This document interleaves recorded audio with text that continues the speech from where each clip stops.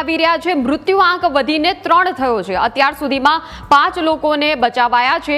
Padra police એનડીઆરએફની team ઘટના સ્થળે તરત જ પહોંચી ગઈ હતી। 5 વાહનો નદીમાં ખાબક્યા। ટ્રક, બાઇક, કાર બ્રિજમાં ખાબક્યા। બ્રિજ તૂટતા નદીમાં 2 ટ્રક ખાબકી હતી। અનેક વાહનો બ્રિજ પરથી પડ્યાની શંકા છે। નદીમાં પડેલા લોકોને બચાવવાની કામગીરી સતત ચાલી રહી છે।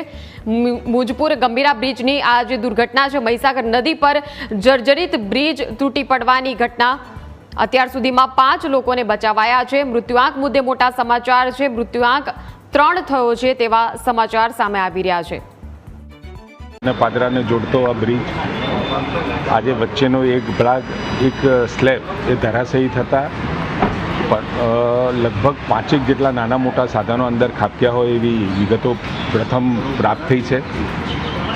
3 જણના મૃત્યુ થયા છે। 5 જણને આપણે રેસ્ક્યુ કર્યા છે અને 5-6 જણા જે સારવાર કરી અને એમને રજા પણ આપી છે અને 5-6 સારવાર હેઠળ છે।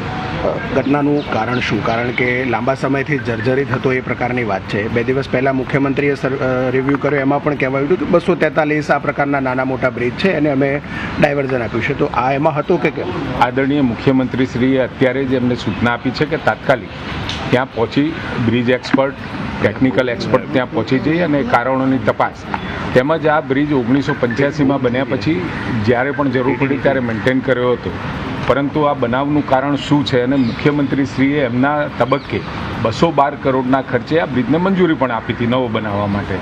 એની કામ પ્રગતિમાં હતી, ટેન્ડર એસ્ટિમેટ ડિઝાઇન હેઠળ હતા અને એ થતાં જ નવો આપણે ટેન્ડર કરવાના જ હતા। સર, 2 વર્ષ પહેલાં G24 કલાકે આ જ બ્રિજનું રિયાલિટી ચેક કરેલું અને ત્યારે પણ ખામીઓ સામે આવેલી। આ બ્રિજની નિયમિત મેન્ટેનન્સ અને મરામત કરેલી હતી, પરંતુ આ કમનસીબ બનાવ અને ખૂબ દુઃખદ બનાવ બન્યો છે। મુખ્યમંત્રીશ્રીએ તો તમામ જે પણ કોઈ ટેકનિકલી ખામીવાળા અથવા તો જૂના બ્રિજો હોય તો એને રિયાલિટી ચેક કરવા માટે પણ કહ્યું છે અને એ કર્યા પછી આ બ્રિજને નવો બ્રિજ બનાવવા માટેની અમને સંમતિ આપી છે।